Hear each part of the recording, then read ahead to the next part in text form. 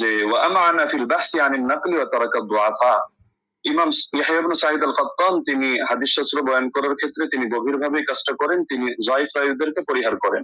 একইভাবে ইমাম আহমদ বিন হাম্বলের একাধিক মত আমরা বর্ণনা করতে পারবো এক্ষেত্রে, যেমন আল জারহ ওয়া তা'দীল ইবনে আবি হাতিম প্রথম খণ্ড 232 পৃষ্ঠা, সেখানে ইমাম আহমদ বিন হাম্বল সূত্রে আছে, তিনি বলেছেন মা রাআইনা মিসলা ইয়াহইয়া ইবনে সাঈদ ফি হাদা শা'n, ইয়ানি ফি মারিফাতিল হাদিস ওয়া রুওয়াতিহি ওয়া কানা সাহিব হাদা শা'n। আমরা ইয়াহইয়া ইবনে সাঈদের মতো ব্যক্তি এই শাস্ত্রে দেখিনি, অর্থাৎ হাদিস জানা এবং হাদিসের বর্ণনাকারীদের ব্যাপারে জানা, তিনি এই ব্যাপারে বিশেষ পাণ্ডিত্যের অধিকারী ছিলেন।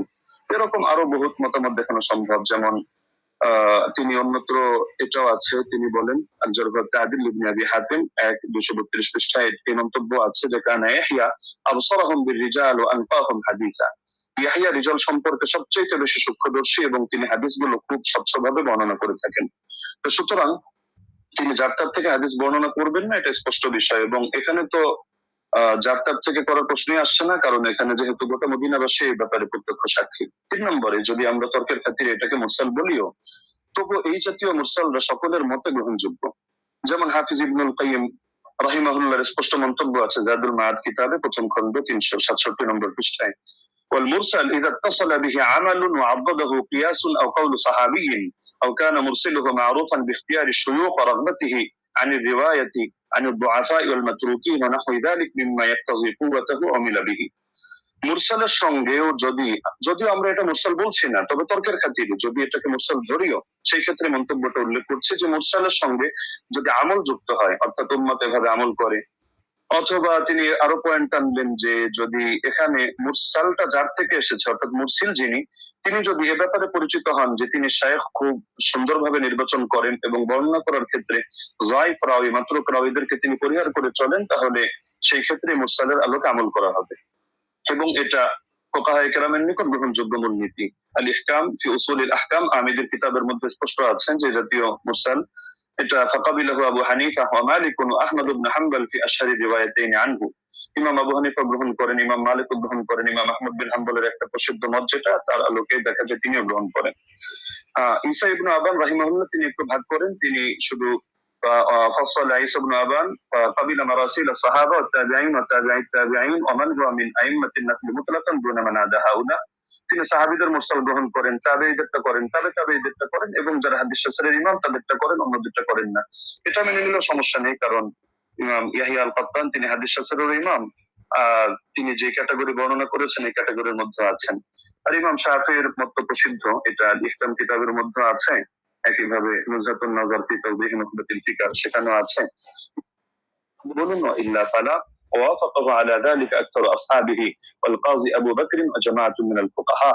ইমাম শাফিঈ রাহিমাহুল্লাহর মন্তব্য হচ্ছে যদি সাহাবীর মুরসাল না হয়, এমন মুরসাল হয় যে মুরসালের সঙ্গে কিছু বিষয় যুক্ত থাকে, যেমন তিনি একটা উদাহরণ দিয়েছেন, যদি অধিকাংশ আহলে ইলমের বক্তব্য এর পক্ষে সমর্থন যোগায়, অর্থাৎ তারাও এই মত পোষণ করেন। অথবা মুরসিলের গুণ হলো তিনি যাত্রার থেকে ইরসাল করেন না, বরং তিনি এমন কারো থেকে ইরসাল করা থেকে নিজেকে বিরত রাখেন যার মধ্যে কোনো দোষ আছে, সে মাঝহুলি হোক, সে অন্য কোনো দোষে দোষী হোক, যেমন ইমাম সাঈদ ইবনে মুসাইয়্যিব রাহমাতুল্লাহ আলাইহি, এগুলো তিনি গ্রহণ করে নেন। এটা আল ইহকাম আমিদি কিতাবের মধ্যে আছে। একইভাবে ইমাম নববী তার আল মাজমু' শারহুল মুহাদ্দাবের 6 নম্বর খণ্ড 206 নম্বর পৃষ্ঠায় এটা বলেছেন, ইহতাজ্জু শাফিঈ বিল মুরসাল ইযা তাবাদা بأربعة أحد أربعة أمور إما حديث مسند وإما مرسل من طريق آخر وإما قول صحابي وإما قول أكثر العلماء। তো সময় যেহেতু কম, আমরা সব রেফারেন্স টানছি না, আরো কয়েকটা কিতাবের হাওয়ালা দিয়ে দিচ্ছি। উসুলুল বাজদাউই 171 নম্বর পৃষ্ঠা, আল মানসুর লিজারকাশি শারহুল উমদা ইবনে তাইমিয়া তাহযীবুস সুনান আবি দাউদ ইত্যাদি কিতাবের মধ্যে এ ব্যাপারে আলোচনা আছে। এবার আসি আমরা যদি সালাফি শায়খদের মূলনীতিও মেনে নিই, যেমন শায়খ আলবানী রাহিমাহুল্লাহকে ক্ষেত্রে আমরা উদাহরণ হিসেবে রাখতে পারি। তো শায়খ আলবানী রাহিমাহুল্লাহ প্রসিদ্ধ কিতাব সিলসিলাতুল আহাদিস সহিহা, এটা তো সকলের নিকটে পরিচিত। এখান থেকে 1422 নম্বর বর্ণনাটা আমি খুলে দেখার অনুরোধ করব, সেখানে দেখতে পাবেন আপনারা খুললে যে তিনি যে হাদিসটা বর্ণনা করেছেন একটা মুরসাল হাদিস, কিন্তু তিনি এটার ব্যাপারে মন্তব্য করছেন যে হাযা ইসনাদুল হাসান, এটা একটা হাসান সনদ। তবে ইল্লা আন্নাহু মুনকাতিউন বাইনা সুলাইমান ওয়া ইবনে আমরিন, তবে এটা সূত্র বিচ্ছিন্ন, মুনকাতি কার মাঝে, রাবি সুলাইমান এবং রাবি ইবনে আমরের মাঝে এখানে ইনকিতা আছে, সূত্র বিচ্ছিন্নতা আছে, কোন একজন বাদ পড়ে গেছে। তবে এটার পক্ষে এই তিনি একটা মুরসাল রিওয়ায়াত করে এর পক্ষে একটা জয়ীফ হাদিস এনেছেন, জয়ীফ রিওয়ায়াত, সেটা এনে তিনি মন্তব্য করছেন যে লাকিনাল হাদিসা বিমাজমুই তারিকাইনি হাসানুন, এই দুটো জয়ীফ মিলে এটা হাসান হয়ে গিয়েছে, অর্থাৎ একটা মুরসাল আর একটা জয়ীফ। তো মুরসালের পক্ষে তিনি জয়ীফ হাদিস পেয়েও এটাকে হাসান হিসাবে সাব্যস্ত করে ফেলেছেন এবং শেষে মন্তব্য করেছেন ফামিসলুহু ইউস্তাশহাদু বিহি, এ ধরনের বর্ণনা দ্বারা এটা দলিল প্রদান করা যায়, ফাল হাদিসু বিহি সহিহুন ইনশাআল্লাহু তাআলা, এর দ্বারা হাদিসটা সহিহ হিসাবে সাব্যস্ত হবে ইনশাআল্লাহু তাআলা। তো শায়খ আলবানী রাহিমাহুল্লাহ এক্ষেত্রে যে কাজটা করলেন, আমরা তো এর চেয়ে আরো মজবুত কাজ করলেন, তিনি একেবারে একটা জয়ীফ হাদিস এনে মুনকাতি একটা রিওয়ায়াতকে তিনি হাসান সনদ সাব্যস্ত করে হাদিসটাকে দলিলযোগ্য এবং সহিহ সাব্যস্ত করে ফেললেন। তো এ ব্যাপারে তো আর কোনো কিছু বলার অপেক্ষা রাখে না। তারপর চতুর্থ বিষয় হলো, সব ধারার ইমামগণই মেনে নিয়েছেন যে ওমর রাদিয়াল্লাহু আনহু বিশ্বাগাত তারাবির আদেশ করেছেন।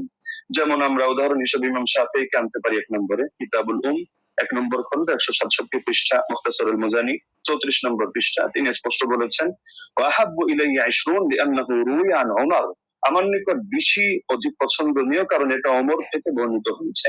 ইমাম তিরমিজি রাহমাতুল্লাহি আলাইহি সুনানে তিরমিজি হাদিস নম্বর 806 দ্বিতীয় খন্ড 158 নম্বর পৃষ্ঠা এখানেও আছে وأكثر أهل العلم على ما روي عن عمر وعلي وغيرهما من أصحاب النبي صلى الله عليه وسلم 20 ركعة, অধিকাংশ আহলে ইলম এই মতে পোষণ করেন যে তারাবি 20 রাকাত, কেন, কারণ এটা ওমর থেকে, আলী থেকে এবং নবীর অন্যান্য সাহাবীদের থেকে রাদিয়াল্লাহু আনহুম বর্ণিত হয়েছে।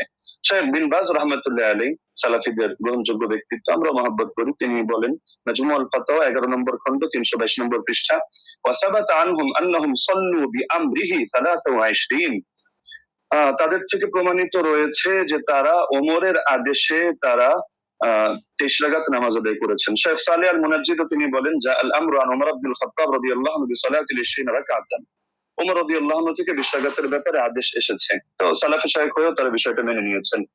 তো এর পক্ষে আরো কিছু প্রাসঙ্গিক বর্ণনা আছে, যেটা শেখ সালেহ আল মুনাজ্জিদ তার islamkio.com এর মধ্যে অন্যান্য বর্ণনাগুলো এর পক্ষে প্রমাণ হিসেবে নিয়ে এসেছেন। সাইদ বিন ইয়াজিদের বর্ণনা, অন্যান্য বর্ণনা, সেটা আমরা আপাতত টানছি না, সেটা পরবর্তী আলোচনার মধ্যে আমরা আনবো। হ্যাঁ, লাস্ট যে পয়েন্টটা আমি বলবো যে আমরা তো স্পষ্ট ভাবে দেখালাম যে এর সনদের মধ্যে দুর্বলতা নেই, মতনের মধ্যে দুর্বলতা নেই।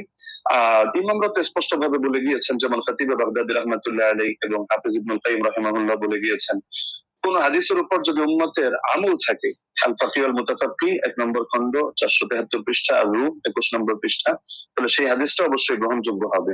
এক্ষেত্রে আরো স্পষ্ট বক্তব্য আমরা ইমাম সুয়ুতিরটা উল্লেখ করি, তিনি তাদরিবুর রাওয়ী কিতাবের মধ্যে এনেছেন 34 নম্বর পৃষ্ঠা, ইহকামু লিল হাদিস বিসিহহা, হাদিসের ব্যাপারে সহিহ হুকুম দেওয়া হবে ইযা তালাক্কাহু আন-নাসু বিল কবুল, যখন উম্মত সেটাকে কবুল করে নেবে এবং সেটা গ্রহণ করবে।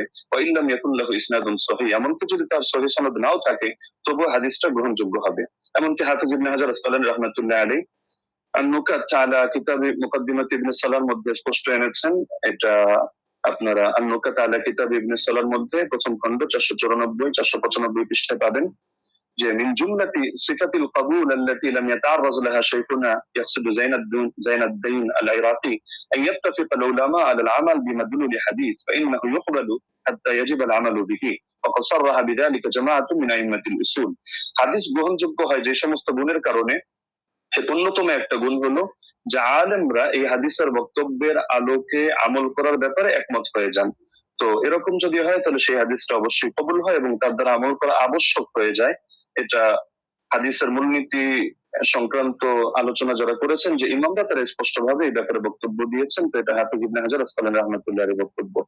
তো আলোচনা আরো দীর্ঘ করা যেত, বাকি সময় যেহেতু সংক্ষিপ্ত, আমরা যে পয়েন্ট গুলো টানলাম, তো ব্রাদার রাহুল এর মধ্যে থেকে কোনো একটা পয়েন্ট টেনে তিনি যদি দেখাতে পারেন যে না এই শাস্ত্রের এই মূলনীতিগুলো ভুল বা এর আলোকে এটা প্রমাণিত হয় না, তাহলে আমরা তার প্রতি কৃতজ্ঞ থাকবো যে হাদিস শাস্ত্রের নতুন আরেকটা জিনিস অ্যাড হলো। তো সুতরাং আমরা শাস্ত্রের আলোকে দেখিয়ে দিলাম যে না, ইমাম ওমর রাদিয়াল্লাহু তাআলা আনহু তিনি 20 রাকাত তারাবির আদেশ করেছেন। জাযাকুমুল্লাহ খাইরান। জি, আপনাকে অনেক অনেক ধন্যবাদ মুফতি আলী হাসান ওসামা, আপনি যথাসময়ে শেষ করেছেন। বাদ বাকি আমি এখানেও বলে দিই যে 10 সেকেন্ড আমাদের কস হয়েছে, 10 সেকেন্ড ওসামা সাহেব বেশি পেয়েছেন। বাদ বাকি আমাদের এটা নিয়ে কোনো সে নেই আশা করি। যাই হোক, আমরা এখন যাব খণ্ডন পর্বে, এবং খণ্ডন পর্বে প্রথম 15 মিনিট আলোচনা করবেন মোহতারাম ব্রাদার রাহুল হোসেন, এবং আমি আপনার কাছে যাব, আপনি বললে আমি আপনার টাইমটা শুনবো। আপনি মিউট হয়ে আছেন। জি, একটা স্লাইড আমি পাঠিয়েছি, এটা শো করতে হবে। স্লাইড স্লাইড এটা কি একটু দেখুন, এটা কি স্লাইড আপনার? জি জি জি জি জি জি জি এটাই। জি, আপনি বললে আমি টাইমটা স্টার্ট করব। ওকে, টাইম নাও স্টার্ট। জি, 40 মিনিট। আলহামদুলিল্লাহ, সমস্ত ইনশাআল্লাহ সুবহানাহু ওয়া তাআলার জন্য। আমাদের প্রথম পর্ব শেষ হয়েছে। তো মূল বিষয় হচ্ছে, এতক্ষণ আপনারা দেখলেন যে আমাদের উস্তাদজি তিনি তার প্রেজেন্টেশনে 20 রাকাত তারাবির পক্ষে তিনি দলিল উপস্থাপন করেছেন। তবে আমি হতাশ হয়েছি। হতাশ এই জন্য হয়েছি যে 8 রাকাতের পক্ষে আমরা যে হাদিসটা পেশ করেছি মুয়াত্তা মালিক থেকে, মাত্র 4টে সনদে। সনদের মধ্যে না কোনো দুর্বলতা আছে, না সনদের মধ্যে কোনো রাবির উপরে আপত্তি আছে, না সনদের মধ্যে কোনো ইনকেতা সূত্র বিচ্ছিন্ন হয়েছে।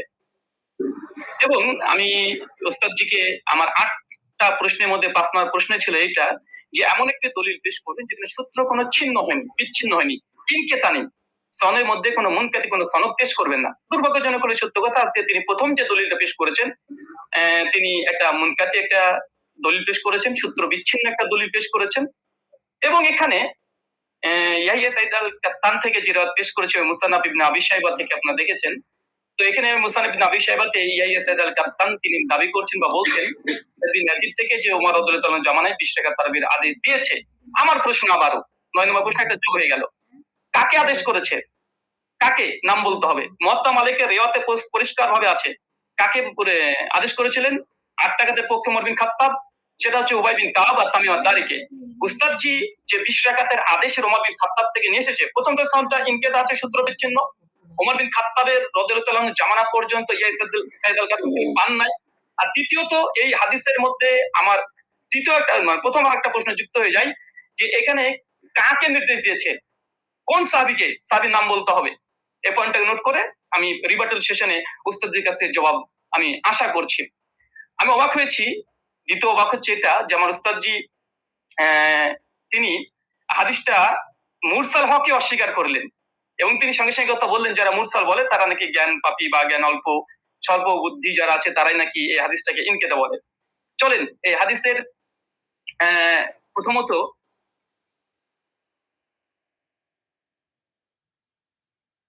আচ্ছা, প্রথম হচ্ছে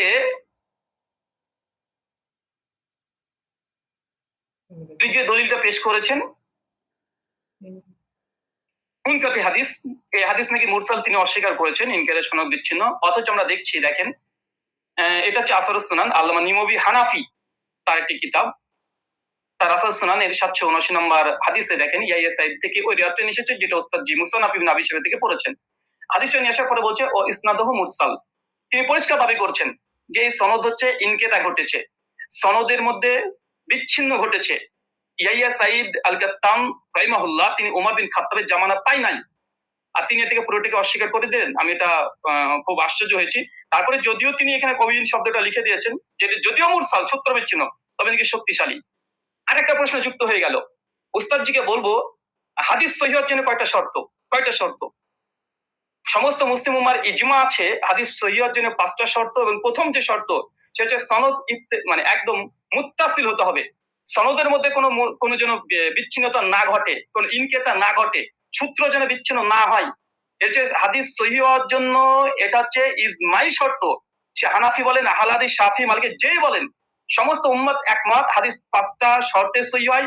প্রথম শর্ত হচ্ছে ইত্তেসাল হতে হবে, মুত্তাসিল হতে হবে, সনদ যেন একদম কোনো মাঝখান থেকে চেঞ্জ যেন ব্রেক না করে।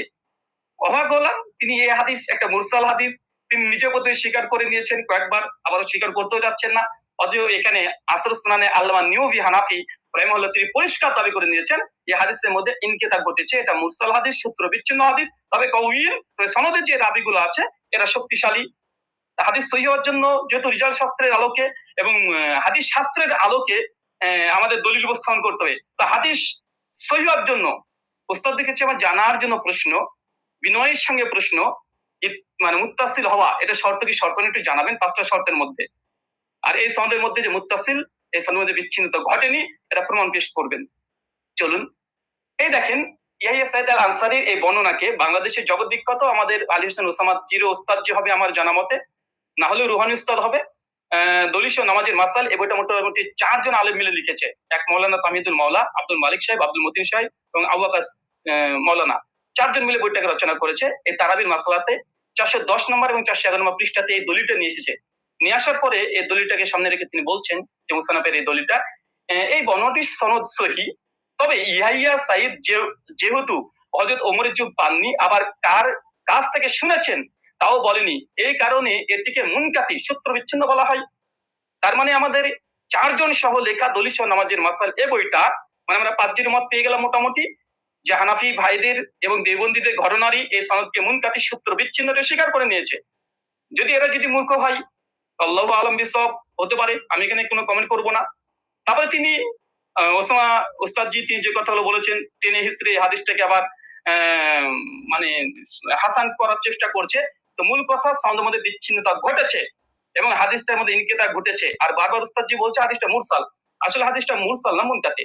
কারণ এই হাদিসটা মুরসাল হলে নবীর দিকে নিসবত হতো, যখন নবীর দিকে নিসবত না, এটা ওমরের দিকে নিসবত হয়েছে, যে ওমর আদেশ করেছে, হাদিসটা মুরসাল নাই, বরং ইনকিতা বলাটাই বেশি যৌক্তিক, মুনকাতি এই হাদিস।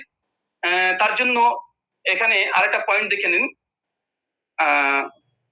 মুনকাতি হাদিসের ব্যাপারে ওস্তাদজি অনেকগুলোই দলিল উপস্থাপন করলেন এবং বিভিন্ন আলেমদের ফতোয়া তিনি নকল করে বোঝানোর চেষ্টা করছিলেন বারবার, যে দেখেন মুনকাতি হাদিসকে অনেকে হাদিসে বা মুরসাল হাদিসকে অনেকেই সহিহ বলার চেষ্টা করছে, এমনকি শেখ আলবানিও বলার চেষ্টা করেছে, তিনি দলিল উপস্থাপন করেছেন। দেখেন এটা তাইসুল মুস্তাহুল হাদিস, এটা হানাফি আলেম সকলেই মানে, এটা বাংলাদেশ থেকে কওমি ঘরানার তারাই ছাপিয়েছে বইটা, রকমারিতে অ্যাভেলেবেল পেয়ে যাবেন। এখানে দেখেন মুনকাতি হাদিসের উদাহরণ একটা দেওয়ার পরে বলছে মুনকাতি হাদিসের হুকুম কি, বলছে উলামায়ে কেরাম এ বিষয়ে একমত, মানে ইজমা দাবি করছে।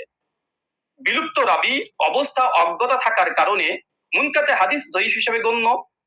এখানে একটা সংক্ষিপ্ত সাধারণ শ্রোতার জন্য বলি যে ইয়াহিয়া সাইদ আল কাত্তান তার ওমর বিন খাত্তাবের জামানায় পায়নি, ওমর বিন খাত্তাবের মৃত্যুর প্রায় 40 থেকে 50 বছর পর এই রাবি জন্মগ্রহণ করেছে। ওমর বিন খাত্তাব জামানায় পায়নি, তিনি কিভাবে বলে দিলেন যে ওমরের জামানাতে অমুক ব্যক্তি, আবার নাম উল্লেখ নেই যে কাকে নির্দেশ দিয়েছে, নাম উল্লেখ নেই হাদিসে যে 20 রাকাতের আদেশ করেছে। এখন যদি কেউ দাবি করে যে পাকিস্তানি আমলে ব্রিটিশদের সঙ্গে অমুক ব্যক্তি এবিসি ও দালালি করেছে, আজকের যুগের কোনো মানুষ যদি দাবি করে দেয় যে তার যুগও আমি পাইনি, পাকিস্তানি আমল আমি পাইনি, যে দাবি করে দেয়, এই দাবিটা কেমন যৌক্তিক হতে পারে? ঠিক এই হাদিসের সঙ্গে সেটাই ঘটেছে। যিনি বর্ণনা করছেন ওনার সঙ্গে ওমর বিন খাত্তাবের জামানায় তিনি পাননি, ওমর বিন খাত্তাবের মৃত্যুর প্রায় 40 থেকে 50 বছর পর এই ব্যক্তি জন্মগ্রহণ করা হচ্ছে। আর মুনকাতি হাদিসের, এটা মুস্তালাহুল হাদিসের স্পষ্ট দলিল এখানে বিদ্যমান যে মুনকাতি হাদিস এটা যঈফ হয়। আচ্ছা, এরপর একটা দেখেন মুরসাল হাদিস বিষয়েও এই মুস্তালাহুল হাদিসের মধ্যে আসছে পরিষ্কার ভাবে, কি বলছে দেখেন, উসুলবিদের দৃষ্টিতে মুরসাল এর অর্থ ব্যাপক, তাদের নিকটে প্রতিটি মুনকাতি রিওয়ায়াত মুরসাল, মানে এটা ইস্তাহালি হিসাবে অনেকে মুনকাতিকে মুরসাল ব্যবহার করে ইস্তাহাল হিসাবে, কিন্তু হুকুম হিসাবে নয়। এরপর বলছে দেখেন, সনদের যে কোনো স্তর থেকে রাবি বাদ করুক না কেন, খতিব বাগদাদির অভিমত হচ্ছে এইটা। এরপরে হুকুম বলছে, কি বলছে দেখেন, যে প্রকৃতপক্ষে মুরসাল হাদিসে জয়ীফ, যদি উস্তাদজি এটা অস্বীকার করতেন না এটা মুনকাতি হাদিস না, এটা মুরসাল হাদিস, যদি অস্বীকার করে দিয়েছিলেন, তাদের ঘর থেকে দেখা হচ্ছে হাদিসটা তারা মুনকাতি স্বীকার করে নিয়েছে। দৈশ নামাজের মাসালাতে মুনকাতি স্বীকার করেছে, আর আসর সুন্নাতে নববী তিনি মুরসাল স্বীকার করে নিয়েছেন। আচ্ছা, তারপরেও যদি ওসামা সাহেব বারবার এটাকে মুরসাল এটা অস্বীকার করেও এটা নিয়ে বারবার আলোচনা করে, মুরসাল হাদিসের ব্যাপারে হুকুম কি দিচ্ছে দেখেন, যে প্রকৃতপক্ষে মুরসাল হাদিসের জয়ীফ এবং বর্জনীয়, পরিষ্কার। আচ্ছা চলেন, এটা সহিহ মুসলিম মুকদ্দমা উঠিয়ে দেখবেন, এটা সেন্টার থেকে ছাপানো, আরবিটাও আপনারা ভালোভাবে পড়তে পারবেন। এবং এখানে ইমাম মুসলিম রাহিমাহুল্লাহ তিনি পরিষ্কার মুরসাল হাদিসের একটা বাব কায়েম করেছে। বাব কায়েম করার পরে ইমাম মুসলিম সহিহ মুসলিম রচনার পূর্বে মুকদ্দমা শুধু উসুল হাদিস দিয়ে তিনি একদম আলাদা রেখেছেন। তার মধ্যে মুরসাল আলোচনা করতে গিয়ে তিনি বলছেন যে মুরসাল রিওয়ায়াত হাদিস সময়ের ব্যাপারে আমাদের মুহাদ্দিসদের, মানে মুহাদ্দিসগণের কেরামের অভিমত হচ্ছে মুরসাল হাদিস হুজ্জাত দলিল হিসেবে পরিগণিত হবে না। মানে কোন হাদিসের সনদের মধ্যে যদি বিচ্ছিন্ন ঘটে, যেটা আমাদের উস্তাদ যে আজকে দলিল পেশ করেছে, তাহলে সেটা কোনোভাবে হিসেবে গ্রহণযোগ্য নয়। সর্বশেষে হচ্ছে ফলে তা মুরসাল হওয়ার সম্ভাবনায় আমাদের নিকটে হুজ্জত বা দলিল হিসেবে পরিগণিত হবে না। এবং ইমাম মুসলিম রাহিমাহুল্লাহ তিনি বলছেন মুরসাল হাদিস হোক, সনদ যদি বিচ্ছিন্ন ঘটে যায়, এই হাদিস সহিহ নয়, এটা বর্জনীয়, এটা যায়িফ, এটা মারদুদ। এবং হাদিস সহিহ অর্জন যে 5টা শর্ত, ইজমা আছে, এরপরে ইজমা দাবি করলাম, ইজমা আছে। প্রথম শর্ত হচ্ছে যে মুত্তাসিল হতে হবে।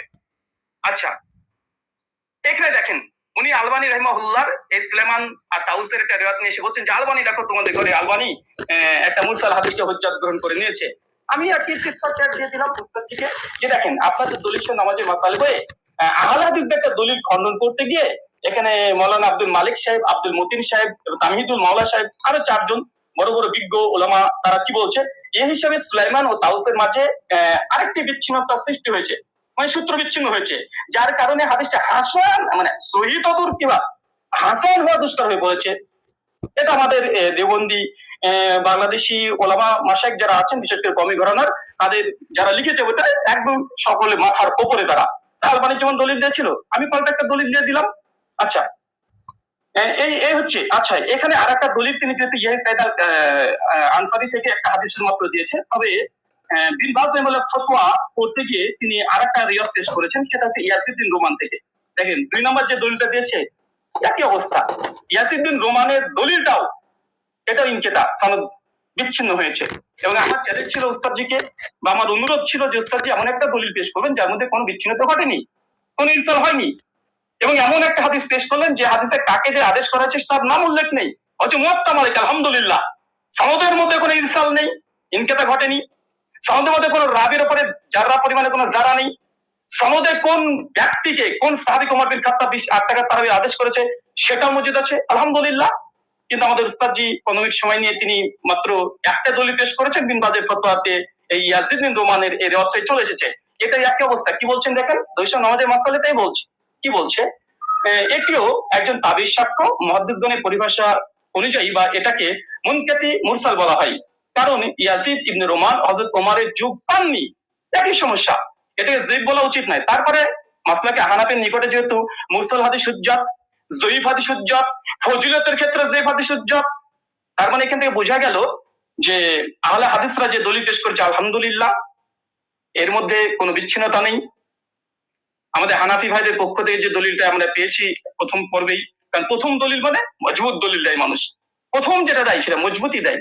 কিন্তু দুর্ভাগ্য, সনদের মধ্যে বিচ্ছিন্নতা ঘটে গেছে, সনদের মধ্যে ইনকেতা ঘটে গেছে, মাকড়সার জালের মতো দুর্বল একটা সনদ দিয়ে এটাকে আজকে দাবি হিসাবে দলিল পেশ করা, উস্তাদজির কাছে আমি বিষয়টা একটু কেমন ভাবে মনে হচ্ছে, যেটা কেমন ঘটে গেল, যে প্রথম সনদেই এরকম একটা ঘটনা ঘটে যাবে। আচ্ছা, 2 নম্বর, আমার উস্তাদজি জাস্ট 2টো দলিলই পেশ করেছে তার প্রেজেন্টেশনে, 2টো দলিল এখানে আমি খণ্ডন করেছি। তাছাড়া তিনি আদার্স যে কথা না, আপনি তেমন কোনো কথা বলেনি, 2টো হাদিস নিয়ে, আর মুনকাতে হাদিস হুজ্জাত বা মুরসাল হাদিস হুজ্জাত তিনি এই বিষয়ে করে কথা বলতে চেয়েছেন। আমিও দেখিয়েছি যে ইমাম মুসলিমের নিকটে মুরসাল মুনকাতে হাদিস মানে গ্রহণযোগ্য নয়। তাছাড়া দলিল নামাজের মাসালাতে স্বয়ং আব্দুল মতিন সাহেব একটা সূত্র বিচ্ছিন্ন হওয়ার কারণে আহলের একটা দলিলকে বাতিল ঘোষণা করে দিয়েছে, হাসান হওয়া দুষ্কর বলে দিয়েছে। আর তৃতীয়ত মুস্তালাহুল হাদিসের গ্রন্থে যেগুলো লেখা আছে যে মুনকাতে হাদিস বা মুরসাল হাদিস সূত্র বিচ্ছিন্নতা হওয়ার কারণে কার কাছ থেকে শুনেছে এটা যেহেতু আমাদের কাছে জানা নেই, এই জন্য এই হাদিসটা মুহাদ্দিসদের নিকটে এটা যায়িফ, এটা মারদুদ। এবং আমি একটা প্রশ্ন করে দিয়েছি ওস্তাদ, যে এটা এড়িয়ে যাবেন না, যদি এবার রিবার্টাল সেশন আপনার এড়িয়ে যাবেন না, আপনার প্রশ্ন আপনার মানে কাঁধের উপরে আছে, এবং যেই মানে আমি চেয়েছি যেমন ভাবে তলব করেছি দেওয়ার চেষ্টা করবেন, এবং হাদিস সহিহ হওয়ার জন্য সনদ মুত্তাসিল হওয়া প্রয়োজন কি প্রয়োজন না, এটা প্লিজ দিয়ে আলোচনা শুরু করবেন। আমি আবার আপনাকে 1.5 মিনিট আগে ছেড়ে দিলাম, কেন আপনি জাস্ট 2টো দলিল পেশ করেছেন। শুকরিয়া, ধন্যবাদ, জাযাকাল্লাহ খায়রান, বারাকাল্লাহ ফিকুম। জি ব্রাদার রাহুল হোসেন, আপনাকে অনেক অনেক ধন্যবাদ। খণ্ডন পর্বে আপনি আপনার প্রথম আলোচনাটি শেষ করেছেন, যথাসময়ে শেষ করেছেন, আগেই শেষ করেছেন। যাই হোক, আমি চলে যাব খণ্ডনের দ্বিতীয় আলোচক যিনি মুফতি শেখ আলী হাসান ওসাম আপনার কাছে, এবং আপনি বললে আমি আপনার টাইমটা শুরু করে দিই। জি, একটু দর্শকদের উদ্দেশ্যে বলবো, দর্শক যারাই দেখছেন অবশ্যই প্রোগ্রামটি শেয়ার করে অন্যকে দেখার জন্য সুযোগ করে দিবেন ইনশাআল্লাহ। জি, আলী হাসান ওসাম আপনার কাছে যাচ্ছি, আপনি বললে আমি টাইমটা শুরু করব। জি, শোনা যাচ্ছে আমাকে? হ্যাঁ, আপনাকে ক্লিয়ার শোনা যাচ্ছে। আচ্ছা, জি শুরু করতে পারেন। জি, 7, 7, 8, 9, 10 সেকেন্ড। জি, ওকে। হামিদান ওয়া মুসাল্লিয়ান ওয়া মুসাল্লিমা আম্মা বা'দ। শাস্ত্রীয় ব্যক্তি ছাড়া আসলে শাস্ত্রীয় আলোচনাটা একটু জটিল ব্যাপারই। যে যতটুকু করে তার আলোকে গোটা দুনিয়াটাকে মূল্যায়ন করে। তো আমরা যে আলোচনাগুলো করেছি সবগুলো শাস্ত্রীয় মূলনীতিকে উনি এড়িয়ে গিয়ে আমাদের ব্রাদার রাহুল ভাই তিনি হলো অন্যান্য এদিক সেদিকের কথা টেনে, এবং মজার একটা ব্যাপার হলো উনি কি বলবেন আমরা মোটামুটি সবই এক থেকে আইডিয়া করতে পেরেছি, লেকিন আমি যেগুলো বলেছি এটা হয়তো ওনার আনকমন করে গেছে, উনি যার কারণে বিষয়গুলো স্কিপ করে গেছেন। হাতে সময় ছিল তিনি খণ্ডন করতে পারতেন। তো কি কি স্কিপ করেছেন আর এই খণ্ডন করবে যে অসঙ্গতি গুলো বলেছেন এটা নিয়ে তো আমি নেক্সট পর্বে আলোচনা করবো। আগে ওনার প্রেজেন্টেশনের মধ্যে উনি যে কথাগুলো বলেছেন আমরা সেটার মূল্যায়নে আসি। একটা কথা তো তিনি গর্বের সাথে বললেন যে হাদিস সহিহ হওয়ার জন্য 5টা শর্তের ব্যাপারে ইজমা আছে, যে অবশ্যই একমত, ইজমা আছে। তো যার কারণে 3টা জিনিস দেখতে হয় সনদে, 2টো জিনিস দেখতে হয় মতনের মধ্যে, অর্থাৎ মূল টেক্সটের মধ্যে। আপনি দীর্ঘ 15 মিনিট নিয়ে খুব গর্বের সাথে বুক ফুলিয়ে ফুলিয়ে অনেকগুলো কিতাবের রেফারেন্সের আলোকে আপনি শুধু সনদের সৌন্দর্য তুলে ধরেছেন, একেবারে কি কি ফজিলত আছে এটা তুলে ধরেছেন, মতনের বিষয়টা স্কিপ করে গিয়েছেন, আর প্রশ্ন তো কিছু ছড়িয়ে দিয়েছেন। তো আমরা কিছু প্রশ্নের জবাব আমাদের কথার মধ্যে অত চলে আসবে, বাকিগুলো আমরা আলোচনায় আনবো যেগুলো প্রাসঙ্গিক। আচ্ছা, এখন আমরা আগে মূল আলোচনায় আসি। একটু বোঝার সুবিধার্থে একটু কথাটা শুরু থেকে টানি। ওমর রাদিয়াল্লাহু তাআলা আনহু থেকে তারাবির রাকাত সংখ্যার বর্ণনাকারী 6 জন রয়েছেন। এর মধ্যে একজন তো সাহেব বিন ইয়াজিদ রাদিয়াল্লাহু তাআলা আনহু, আমরা তার প্রসঙ্গে আসছি। আর এছাড়াও আরো বাকি 5 জন রয়েছেন, যাদের 5 জনের প্রত্যেকেই সংখ্যাটা তারাবির রাকাত সংখ্যা 20 বলে উল্লেখ করেছেন। ইয়াজিদ বিন রুমান তিনি 23 বলেছেন, বেতের সহ মুয়াত্তা মালিকে আছে। আব্দুল আজিজ বিন রুফাই 20 বলেছেন, মুসান্নাফ ইবনে আবি শাইবা আছে। উবাই বিন কাব 20 বলেছেন, মুসনাদে আহমদ বিন মানিতে আছে। ইয়াহইয়া ইবনে সাঈদ 20 বলেছেন, আমরা আগে উল্লেখ করেছি। মুহাম্মদ বিন কাব কুরাজি 20 বলেছেন, কিয়ামুল লাইল মারওয়াজির মধ্যে আছেন, ইত্যাদি। এখন বাকি থাকলো শুধু সাহেব বিন ইয়াজিদের কথা। সাহেব বিন ইয়াজিদ থেকে তার 3 জন শাগরেদ এই বিষয়ক হাদিস বর্ণনা করেছেন। একজন হল ইয়াজিদ বিন হুসাইফা, তিনিও 20 বর্ণনা করেছেন, সুনানে কুবরা বাইহাকিতে আছে। দ্বিতীয় হারিস বিন আব্দুর রহমান বিন আবি যুবাব, তিনি 23 বর্ণনা করেছেন, অর্থাৎ বেতের সহ, এটা মুসান্নাফে আব্দুর রাজ্জাকে আছে। আর 3 নম্বর হলো মোহাম্মদ বিন ইউসুফ, যে সূত্রটা টেনে তিনি গর্বের সাথে বলেছেন যে একমাত্র আমরা একটা দলিল দিলাম, বাকি দলিলগুলো আমরা পরে আনবো।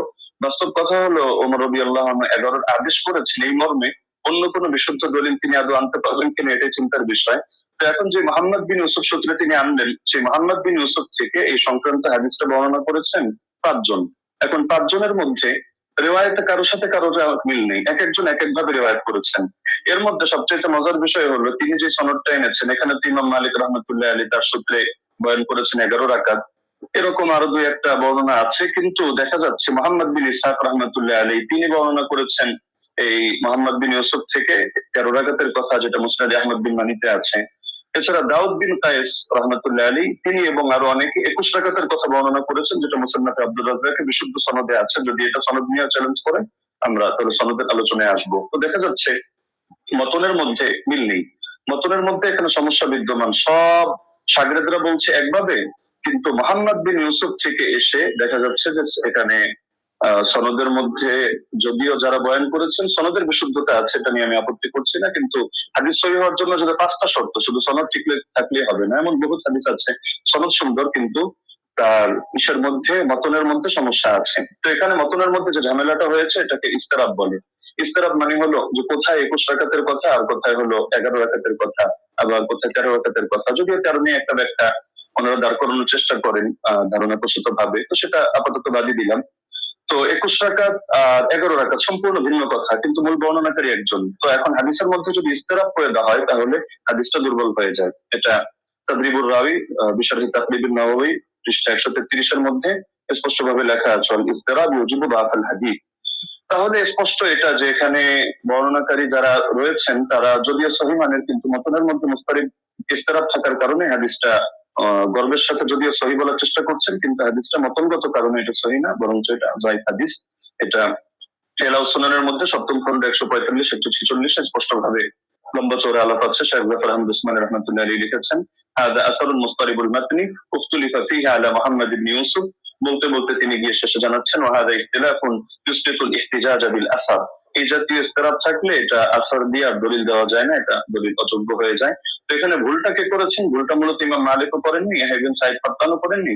ভুলটা হয়েছে এখানে অসঙ্গতিটা প্রকাশ পেয়েছে মোহাম্মদ বিন ইউসুফ থেকে, যদিও তিনি উচ্চ পর্যায়ের রাবি, কোনো সন্দেহ নেই, কিন্তু এক এক সময় তিনি এক একভাবে বয়ান করেছেন, তো যার কারণে জিনিসটা এটা দুর্বলের প্রমাণিত হয়ে গিয়েছে। আচ্ছা, দ্বিতীয় পয়েন্ট হলো যে হাদিসের বর্ণনাকারী যারা, তাদের আমলই তো এর খেলাফ। ইমাম মালিক রহমতুল্লাহ এর আমল দেখা যাচ্ছে যে তিনি আত্মঘাতের পক্ষে না।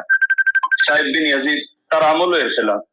একইভাবে যাকে আদেশ করেছেন বলে তিনি উল্লেখ করলেন যে দুজনের নামের মধ্যে উবাই বিন কাব রয়েছে, উবাই বিন কাবের ব্যাপারে আছে যে না, তার আমলও এর খেলাফ। ইমাম মালিক রহমতুল্লাহ এই প্রসঙ্গে লম্বচড় আলোচনা করা যাবে তার মাযহাবে সরাসরি তার শাগিরদের রেফারেন্স দিয়ে।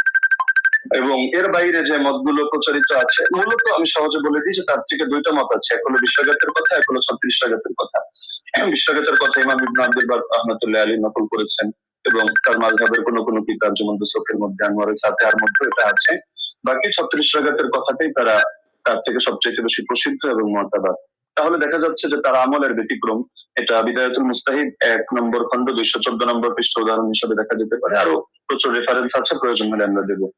আচ্ছা, দ্বিতীয়ত হলো সাইদ বিন ইয়াজিদের আমল যে খেলাফ, এটা হলো বাইহাকি মারিফাতুস সুনান ওয়াল আসার কিতাবে 4th খণ্ড 42 নম্বর পৃষ্ঠা 5409 নম্বর রিওয়ায়াতে আছে।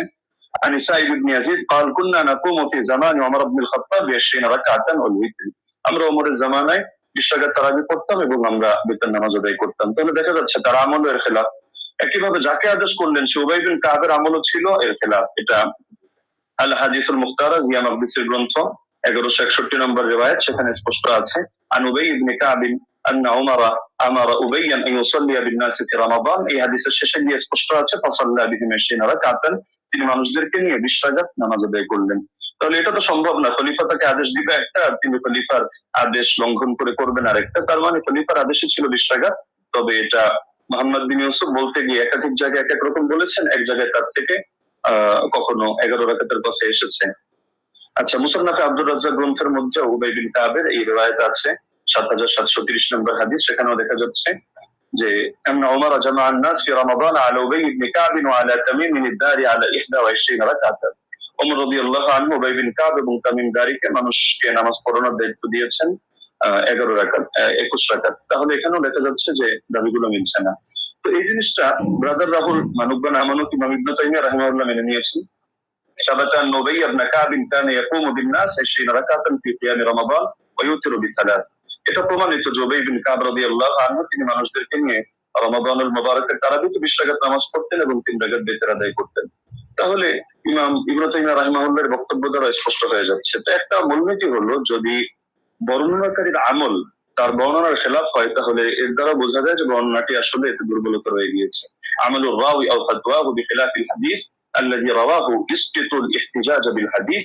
এটা আমরা যেহেতু সময় কম, আমরা শুধু রেফারেন্স গুলো দিয়ে দিচ্ছি, আপনারা ক্রস চেক দিয়ে নিতে পারেন। কাশফুল আসরার 3 নম্বর খণ্ড 63 পৃষ্ঠা, উসুলুস সারাফসি 2 নম্বর খণ্ড 5 নম্বর পৃষ্ঠা, আল কাফি 3 নম্বর খণ্ড 1354 পৃষ্ঠা, আল ফুসুল ফিল উসুল 3 নম্বর খণ্ড 203 নম্বর পৃষ্ঠা, আত তাকরীর ওয়াত তাহদীদ 2 নম্বর খণ্ড 266 পৃষ্ঠা, আত তাওবীহ 2 নম্বর খণ্ড 25 নম্বর পৃষ্ঠা, ফাওয়াতিহ আর-রাহমত 2 163, কাওয়ায়েদ ফি উলুমিল হাদিস 202 নম্বর পৃষ্ঠা, শারহুল মানাব 661, আল বাহরুল মুহিত 3 নম্বর খণ্ড 246 পৃষ্ঠা, আল ইহকাম বিল আমিরি 2 নম্বর খণ্ড 165 নম্বর পৃষ্ঠা। এমনকি গায়রে মুকাল্লিদ আলেম শেখ ইব্রাহিম শিয়ালকুটি রাহিমাহুল্লাহ তিনিও এটা স্পষ্ট স্বীকার করেছেন ইনারাতুল মাসাবি গ্রন্থে, যেটা তারা বিশিষ্ট 29 নম্বর পৃষ্ঠায়। अगर रावी का अमल उसकी रिवायत के खिलाफ हो तो उसकी रिवायत काबिल अमल ना होगी। स्पष्ट কথা। 3 নম্বর পয়েন্ট হলো 20 রাকাত তারাবির বিষয়টা তো উম্মতের তাআমুল, উম্মতের ঐকমত্যের দ্বারা প্রমাণিত। তো সুতরাং যদি আমরা তর্কের খাতিরে, এটা তো আমরা দেখালাম যে আসলে ওনার মতনের সমস্যার কারণে ওনার হাদিসটা যতই মুয়াত্তা মালিক বলুক আর যে কিতাবের নামে বলুক, কিন্তু মুয়াত্তা মালিক প্রমাণিত এটা না যে প্রতিটা হাদিসের কোন জায়গায় কোন ধরনের কোন অসঙ্গতি নেই, কোথাও কোন মতনের মধ্যে ইসতিরাব নেই, এমন কথা কেউ দাবি করার সুযোগও নেই।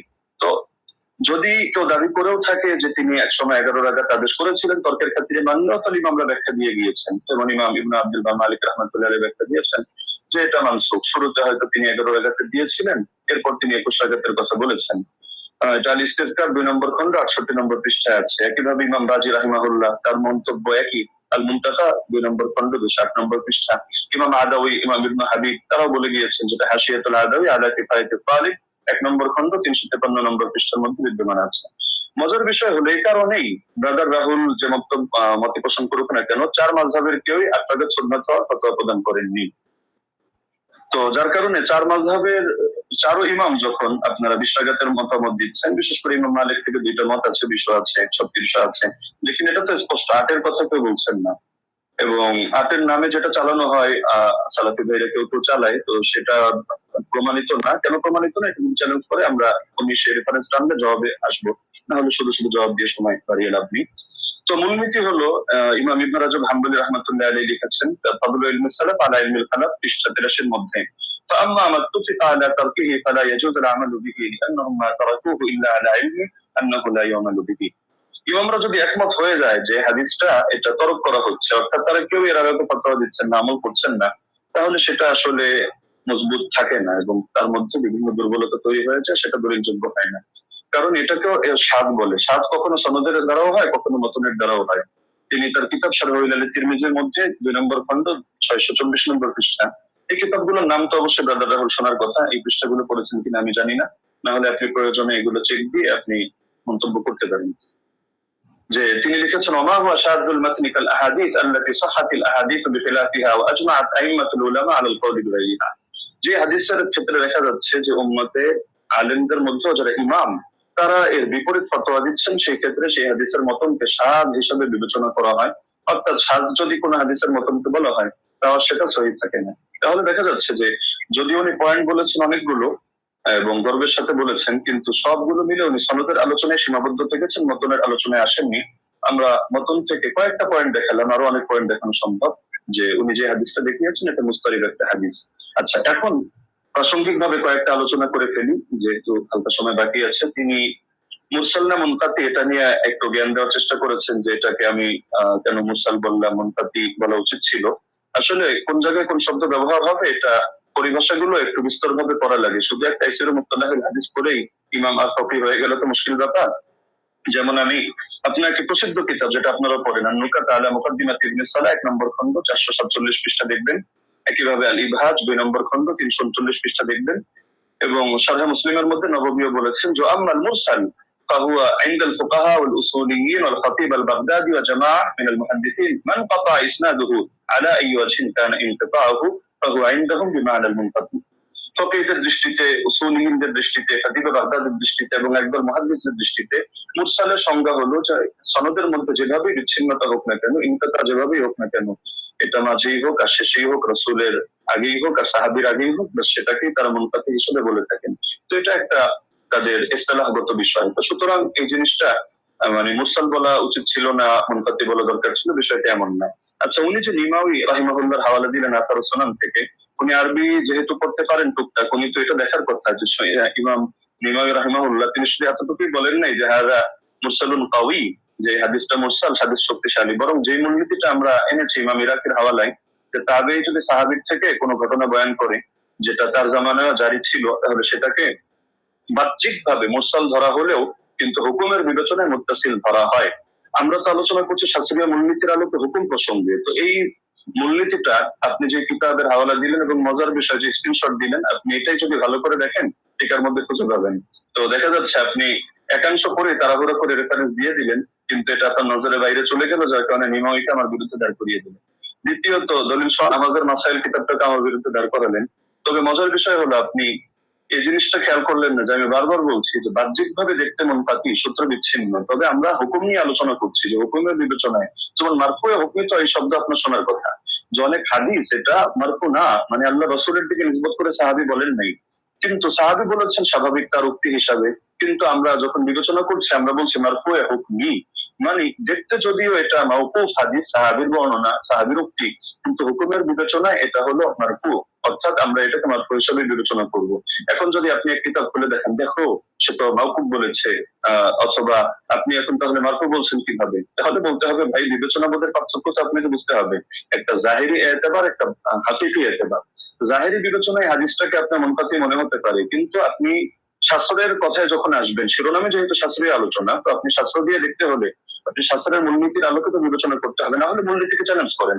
আপনি অমুক কিতাবে এটা আছে, তমুক কিতাবে এটা আছে, শুধু এতটুকু বললে যথেষ্ট না, আপনাকে মাথায় রাখতে হবে একটা শাস্ত্র পরিগণিত হয় টোটাল পুরো বিষয়টাকে সামনে রেখে। কোরআনের এক আয়াত আর এক আয়াতের তাফসীর হয়, না হলে আপনি এক আয়াত দিয়ে মত বৈধ করে দিতে পারবেন, আর এক আয়াত দিয়ে জিহাদকেও নিষিদ্ধ করে সব জায়গায় সবরের আদেশ দিতে পারবেন, কিন্তু পুরো সামগ্রিক ভান্ডারকে শাস্ত্রকে সামনে রেখে আপনার সিদ্ধান্তে আসতে হবে। এই জিনিসটা যদি না বুঝেন তাহলে শুধু আবেগে কিছু কথা বলবেন বা একটু ইমোশনাল কিছু লেকচার হবে, লেকিন এর দ্বারা শাস্ত্রীয় কোনো কথা হবে না। তো যেহেতু সারা দেশ এটা দেখছে এবং আলেম ওলামা তালিবুল ইলম সবাই মূল্যায়ন করছে, সুতরাং আমার অনুরোধ থাকবে নেক্সট পর্বে আপনি শাস্ত্রীয় আলোকে এই মূলনীতিগুলো চ্যালেঞ্জ করেন। ধন্যবাদ, জাযাকাল্লাহ। আমি তারিখ টাইম শেষ করলাম।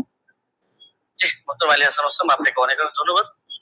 আমি আরেকটি জিনিস আপনাদেরকে মনে করিয়ে দিতে চাই যে আপনাদের জন্য আমাদের পক্ষ থেকে 2 মিনিট সময় ছিল বা আছে। আরেকটি খণ্ডন পর্ব আছে, আপনারা চাইলে 2 মিনিট আপনারা ব্যবহার করতে পারেন। আমি দ্বিতীয় খণ্ডন পর্বটি যাচ্ছি এবং এই খণ্ডন পর্বর পরে আমাদের আর কোনো খণ্ডন পর্ব থাকছে না, একটাই লাস্ট। আমি প্রথমে চলে যাবো ব্রাদার রাহুল হোসেন আপনার কাছে, এবং আপনি বললে আমি টাইম শুরু করি। একটা স্লাইড পাঠিয়েছি, স্লাইড 8 লেখা আছে, 8 লেখা আছে, দেখেন। জি, পেয়েছি। জি, স্ক্রিনে নিয়ে আসতে হবে। আচ্ছা, সময় স্টার্ট নাও। জি, সো বিসমিল্লাহ। সম্মানিত দর্শক মন্ডলী, উস্তাদজি যেটা শেষ করেছেন সেটা দিয়ে শুরু করবো। উনি বললেন যে পারলে উসুলকে চ্যালেঞ্জ করতে। আমি চ্যালেঞ্জ করে দিয়েছি। উস্তাদজি আমার 8টা অভিযোগের 2টা পয়েন্টের জবাব দেয়নি এবং বলেছিল জবাব দেবে, এবং আমি নাকি স্বাস্থ্য সম্পর্কে তেমন না জানলে এটা সমস্যা, কিন্তু কোথায় যে সমস্যা তিনি এখন পর্যন্ত বলেননি। এটা একটা কেমন হয়ে গেল। উস্তাদজিকে আবার বলে দিয়ে উসুলকে চ্যালেঞ্জ করেছি। এটা শুনবেন। আমি আপনাকে বলেছিলাম যে হাদিস সহিহ হওয়ার জন্য ইজমাই উসুল হচ্ছে 5খানা শর্ত লাগবে। প্রথম হচ্ছে মুত্তাসিল হওয়া, সনদের মধ্যে শক্তিশালী হওয়া, সনদের মধ্যে বিচ্ছিন্ন যেন না হয়, এবং দেখানো হয়েছে যে সনদের মধ্যে বিচ্ছিন্নতা আছে। ইয়া সাইদ আল কাপ্তান ওমর বিন খাত্তাবের যুগ পান নাই। এটা হুকমান মারফু বা আপনি যতই প্রমাণ করার চেষ্টা করেন না কেন, কোনোভাবেই এটা প্রমাণ করা সম্ভব নয় যে সনদের মধ্যে ইনকিতা ঘটেনি, যেটা আমি দেবন্দি হানাফিবেল কিতাব থেকে দেখিয়েছি। 2 নম্বর বিষয়, এখানে তিনি আমাকে যে কথাটা আবার বলতে চাইলেন সেটা হাদিস সাজ হওয়া, এবং এর সঙ্গে সঙ্গে বললেন দেখেন 8 টাকাতে তারাবি যেটা দাদা রাহুল পেশ করেছেন সেটা মুয়াত্তা মালিক থেকে, আর মুয়াত্তা মালিকের সনদের রাবিদের মধ্যে কোনো সমস্যা নেই। তবে মতন নিয়ে দাদা রাহুল কোনো কথা বলেনি। অভিযোগ করে তো দেখেন, অভিযোগ করলে তো জব্দ, আপনি তো অভিযোগটা করেননি, বরং দ্বিতীয় পর্বে এসে অনেকগুলো 1 ডজন দলিল আপনি এখানে পেশ করেছেন। এটা একটা মানে কোয়ালিটি আছে, যে শেষ পর্বে একসঙ্গে অনেকগুলো দিয়ে দিব যেন আর সময় না পাওয়া যায়, এটা আমরাও বুঝি। চলেন আপনার সেটার জব দিয়ে দিই। উনি বললেন যে মোহাম্মদ বিন ইউসুফ থেকে 3 জন, সাইদ বিন ইয়াজিদ থেকে টোটাল 6 জন হাদিস বর্ণনা করেছে তারাবি 20 রাকাতের টোটাল তারাবি রাকাত সংখ্যার উপরে। তার মধ্যে মোহাম্মদ বিন ইউসুফ একজন, যিনি 3 জন হাদিস বর্ণনা করেছে মোহাম্মদ বিন ইউসুফ থেকে। এক ইমাম মালিক, যিনি 11 রাকাতের কথা বলেছে, যেটা আমার দলিল দেখিয়েছি। উনি বলেন মোহাম্মদ বিন ইবনে ইসহাক, উনি 13 রাকাত, আর দাউদ বিন কায়েস তিনি 21 রাকাত। অতএব এখানে ইজতিরাব ঘটেছে। বাহ, চমৎকার। উস্তাদজিকে বলবো আর একটু পড়াশোনা করতে হবে। শুধু মোহাম্মদ বিন ইউসুফ থেকে মাত্র 3 জন নয়, টোটাল ব্যবহার করেছে 8 জন হাদিস। আপনার সামনে স্ক্রিন দেখতে পাচ্ছেন। ইয়াহিয়া সাইদ আল কাত্তানির মতো মুহাদ্দিস, আপনি যার কথা বলেন, উনিও ব্যবহার করেছেন। উনি মোহাম্মদ বিন ইউসুফ থেকে 11 রাকাতের কথা আদেশ করেছেন, যেটা মুসনাদ ইবনে আবি শাইবাতে রিওয়ায়াত স্পষ্ট সেই সনদে প্রমাণ আছে। যদি সম্ভব হয় একটা কিলো কাল করে দেখাবেন, আমি স্ক্রিন নিয়ে আসছি। 2, ইমাম মালিক তো দেখলেন একটু আগে, ইসমাইল বিন জাফর তিনিও বর্ণনা করেছেন 4, ওসমান ইবনে যায়েদ আল লাইসি তিনিও বর্ণনা করেছেন 1 রাকাত, ইসমাইল বিন উমাইয়া তিনিও 1 রাকাত, আব্দুল আজিজ বিন মুহাম্মদ তিনিও 1 রাকাত। টোটাল মোহাম্মদ বিন ইউসুফের 8 জন শাগির্দ, কন্টিনিউটেড, ভালোভাবে দেখেন, গেম ঘুরে যাবে এখান থেকে। মোহাম্মদ বিন ইউসুফের টোটাল 8 জন শাগির্দ তারাবির রাকাত বর্ণনা করেছে। তার মধ্যে 5 জন বাবার বর্ণনা করছে 11 রাকাত। শুধুমাত্র মোহাম্মদ বিন ইউসুফ আর দাউদ বিন কায়েস তারা বলছে কেউ 13 রাকাত, কেউ হচ্ছে 21 রাকাত। চলেন জবাব দেখেন। মোহাম্মদ বিন ইসহাক তিনি কি বলছেন? 21 রাকাত নাকি বর্ণনা করেছে। মোহাম্মদ বিন ইসহাক কে? হানাফিদের বই তাজালিয়াতে শাবদার দেওবন্দি মুনাজিরের নাকি ইসলাম তাজালিয়াত শাবদার 5ম খণ্ডে 311 পৃষ্ঠায় পরিষ্কার বলছে মোহাম্মদ বিন ইসহাক ইমাম মালিক তাকে দাজ্জাল বলেছে, কাযযাব বলেছে, মিথ্যুক বলেছে। হানাফিদের নিকটে মোহাম্মদ বিন ইসহাক তিনি কাযযাব, মিথ্যুক, মানে তাদের উসুল দিয়ে হাদিস জাল পর্যন্ত বলা যায়। কেন সনদের মধ্যে এই মোহাম্মদ বিন ইসহাক যিনি আছেন তিনি কাযযাব, তিনি 21 টাকা প্রমাণ করেছে মোহাম্মদ বিন ইউসুফ থেকে। তাই মোহাম্মদ বিন ইউসুফের 5 জন শাগির্দ বলছে 11 রাকাত, আর একজন কাযযাব রাবী দেওবন্দীদের দাবি অনুযায়ী তিনি বলছেন যে না 13 রাকাত। অতএব এই হাদিস সহিহ নয়, এটা হানাফিদের উসুল প্রমাণিত। চলেন এটা যদি সন্তুষ্ট না হয়, দলিল সহ নামাজের মাসাইল 144 নম্বর পৃষ্ঠাতে মাওলানা আব্দুল মতিন সাহেব তিনিও এখানে এই 21 টাকাতে বর্ণনাকারী যিনি আছেন তার নাম মোহাম্মদ ইবনে ইসহাককে যঈফ এবং দুর্বল বলছে। স্ক্রিন আপনার সামনে লক্ষ্য করেন। 3 নম্বর, জাসিস তাকিসমান এটা উসুল দিয়েছে, আলহামদুলিল্লাহ উসুল দিয়েছে। রসুলকে চ্যালেঞ্জ করেন, তাকে উসমানী রসুলকে চ্যালেঞ্জ করেন। কি বলছে দেখেন, তিনি 2 পৃষ্ঠা কি বলছেন? মোহাম্মদ ইবনে ইসহাক রাহিমাহুল্লাহ মাকহুলের ছাত্র, তার সম্পর্কে পেছনে বলা হয়েছে যে তার একক বর্ণনা সন্দেহযুক্ত। তাহলে মোহাম্মদ বিন ইউসুফ যদি একাকি কোনো রিয়াত বর্ণনা করে সেটা সন্দেহযুক্ত। আর তাদের লিতে শব্দারে বলছে মোহাম্মদ বিন ইসহাক হচ্ছে কাজ্জাব, যিনি 21 টাকাতে বর্ণনা করেছে। তাই ইমাম মালিক যে 1 রাকাতে বর্ণনা করেছে এটাই সহিহ, বরং মোহাম্মদ বিন ইসহাকের 13 রাকাতে বর্ণনা এটাই সহিহ। কোথা থেকে কি দিয়ে দিয়েছে চলেন এরপর কি বলছেন। দাউদ বিন কায়েসের হাদিস দিয়ে তিনি ইস্তেরাবের দাবি করেছে। ওই উস্তাদজিকে আমি প্রথম পর্বে চ্যালেঞ্জ করেছিলাম যে ইস্তেরাবের সংজ্ঞা কি পেশ করবেন, আর সেই সংজ্ঞাকে সামনে রেখে এই হাদিসকে আপনাকে ইস্তেরাব দাবি করতে হবে। কারণ ইস্তেরাবের একটা সংজ্ঞার মধ্যে এটাও করে যে দুটো হাদিস সেম সমপরিমাণের সহিহ হতে হবে চেন অফ ন্যারেশন। মুয়াত্তা মালিকের যে গোল্ডেন চেন সিলসিলাতুল জাহাব একটা দলিল পেশ করেন, আলহামদুলিল্লাহ এখন মতো আসবে না। আমার তো উস্তাদজি প্রথম থেকে তিনি মুনকাতা হাদিস জয়ীফ মুনকাতা দলিল পেশ করছে, একটা মুত্তাসিল পাচ্ছেন না। মুয়াত্তা মালিকের মতো একটা দলিল দিতে পারছেন না। উস্তাদজি 15-30 মিনিট শেষ হয়ে গেল, মাত্র 15টা মিনিট আছে। একটা মুয়াত্তা মালিকের মতো গোল্ডেন চেন বারবার এই মুনকাতা সনদ দিয়ে দিচ্ছেন। চলেন তারপর দেখেন দাউদ বিন কায়েসের এখানে বলছে কি যে দাউদ বিন কায়েসের ইহদা ইশরিন যে এখানে 21 টাকাতে বর্ণনা আছে। হ্যাঁ আছে। দাউদ বিন কায়েসের এই হাদিস শুধু দাউদ বিন কায়েস একা এক জায়গায় বর্ণনা করেনি, এবং দাউদ বিন কায়েস এই হাদিস আরেকজন শাগরেদ, দেখেন একই সনদ, ইমাম ফারাবির কিতাবুস সিয়াম 175 নম্বর হাদিস। এই 175 নম্বর হাদিসে ওমর বিন খাত্তাব তারাবি জামাত করেছে, এখানে রাকাতের সংখ্যা উল্লেখ নেই। আর এইখানে মুসান্নাফ আব্দুর রাজ্জাক ওসমান সাহেব যে দলিল পেশ করেছে 21 টাকাতে, এই 21 টাকা যদি হয়েও যায়, এখানে ওমর যে আদেশ করেছে দাউদ বিন কায়েসের বর্ণনাতে নেই। কিসের ইস্তেরাব? দাউদ বিন কায়েসের রিওয়াতে এখানে যে আদেশ করেছে, নির্দেশ দিয়েছে ওমর নাই, ওমরের জামানে পড়তো, কে পড়তো, কারা পড়তো, কে আদেশ করেছে, ওমর কি তাকে নির্দেশ করতে কিচ্ছু নাই। তাই ইস্তেরাব হওয়ার জন্য মতনের মোটামুটি সরাসরি কন্ট্রাডিকশন থাকতে হয়, অথবা দুটো মতন এমন শক্তিশালী পর্যায়ের যেগুলোর তাকবির দেওয়া সম্ভব নয়। এখানে 21 টাকাতে যে দাউদ বিন কায়েসের দুইজন এক জায়গাতে তিনি বর্ণনা করছেন, কোন রাকাত সংখ্যা তিনি বর্ণনা করছেন না। তাই এই দাউদ বিন কায়েসের 21 টাকাতে হাদিস দিয়ে তারপর যদি ধরেনি ফর সেক অফ আর্গুমেন্ট দাউদ বিন কায়েসের হাদিসে ওমর আদেশ দিয়েছেন নাই, তাই এই হাদিসকে সামনে রেখে মুয়াত্তা মালিকের হাদিসকে ইস্তেরাব দাবি করা এটা বেলপাক লেখাকে কি। আর 2 নম্বর ইবনে ইসহাকের যে 21 টাকাতে বর্ণনা, ইবনে ইসহাকের ওই রিওয়াতে ইবনে ইসহাককে সরাসরি দেওবন্দিরা কাজদা বলছে, দাজ্জাল বলছে ইমাম মালিকের কল নকল করে, তার দলিল দেওয়া মানে গাছে কাঁঠাল গোপে তেল। তাই দুটো জয়ীফ দলিল দিয়ে মুয়াত্তা মালিকের মতো গোল্ডেন চেন সিলসিলাতে জাহাবের পুরো অভিযোগ আপত্তি করা সনদ এবং মতনের পরে, এটা খুব হাস্যকর উস্তাদজি। এটা আপনার কাছে অন্তত হাদিস শাস্ত্রবিদ, আপনি হাদিস পড়ান শুনেছেন একটা বক্তৃতাতে, কিন্তু এরকম করবেন আজকে আমি এটা ভাবতে পারিনি। আর তৃতীয়, যদিও সঞ্চালক আজকে দৃষ্টি কেমন দিয়েছে জানি না, আজকে আমাদের আলোচনাতে ছিল যে তিনি কোনো ফাতোয়া ফারাজ দিবেন না, তিনি ওসাইমিনের ফতোয়া নিয়ে এসেছেন, ইবনে তাইমিয়ার ফতোয়া নিয়ে এসেছেন, ইবনে আব্দুল বারের ফতোয়া নিয়ে এসেছেন, স্যার মাজাহের ফতোয়া নিয়ে এসেছেন, ফাঁকা মাঠে গোল দিতে চেয়েছেন, এখানে থামানো হয়নি। যদি এরকমই হয় আমরা দোল দিতে পারি, চলে সামনে আসছে।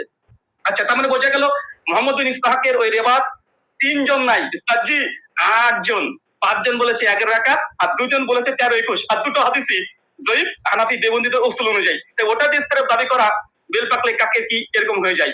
আচ্ছা,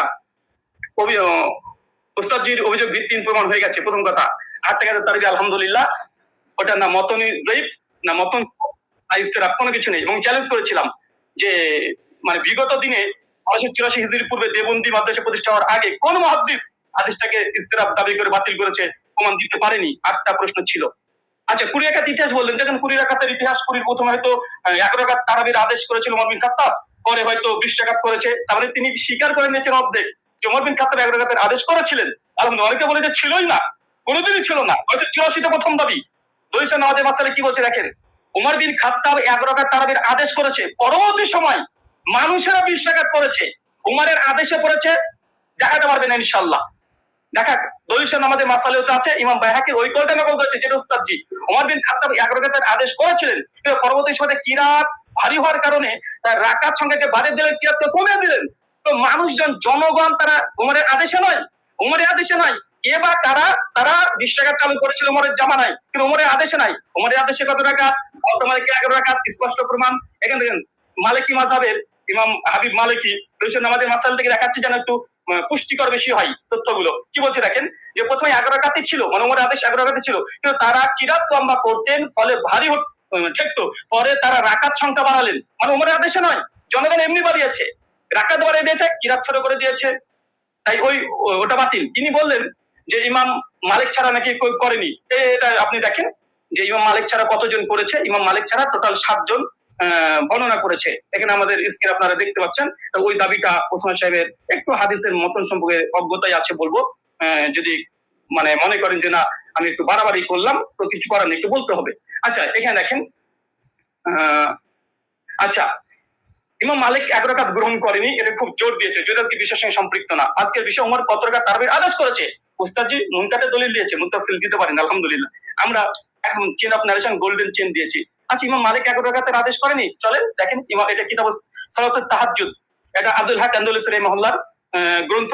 ইমাম মালিকের শাগরেদ ছাত্র তার বলছে, কি বলছে দেখেন, এখানে বলছে কলা শাহ বিন আব্দুল আজিজ আন মালিক, মানে ইমাম মালিকের ছাত্র, তিনি রিওয়ায়াত করছেন, কি বলছেন, আল্লাযী আখতারা বিহা, ইমাম মালিক যেটাকে গ্রহণ করেছে, ইখতিয়ার করেছে, কি করেছে, বিহি নাফসি, ইমাম মালিক নিজের জন্য কত রাকাত তিনি করেছেন।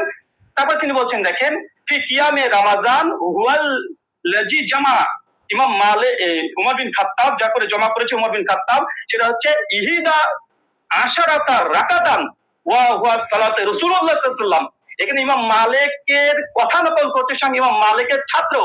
আমি এখানে ইমাম মালিকের ছাত্র ডাইরেক্ট কল, তিনি বলছেন যে ইমাম মালিক যেটা গ্রহণ করেছিলেন সেটা হচ্ছে 11 রাকাত, যেটা ছিল রাসূলুল্লাহ সালাত এবং ওমর বিন খাত্তাব যার উপরে জমা করেছে, প্রথম কল। দ্বিতীয় রকম এখানে হচ্ছে ইবনে কাসিমের একটা কল আমি নকল করে গেছি। ইবনে কাসিম তিনি মালিক থেকে বর্ণনা করছে যে ওমরের জামানায় 36 রাকাত পড়া হতো, 36 রাকাত পড়া হতো, কিন্তু ইমাম মালিক কত গ্রহণ করেছে দেখেন, শেষে লাল দিয়ে দাগানো আছে। তারপরে হচ্ছে আক্তারা ওয়া নাফসি, ইমাম মালিক নিজের জন্য যেটা নির্ধারণ করেছে, ইহিদা আশারাত রাকাতান, কিন্তু ইমাম মালিক নিজের জন্য 1 রাকাত, মানে ইমাম মালিকের সময়ে মানুষ 36 রাকাত পড়ছে।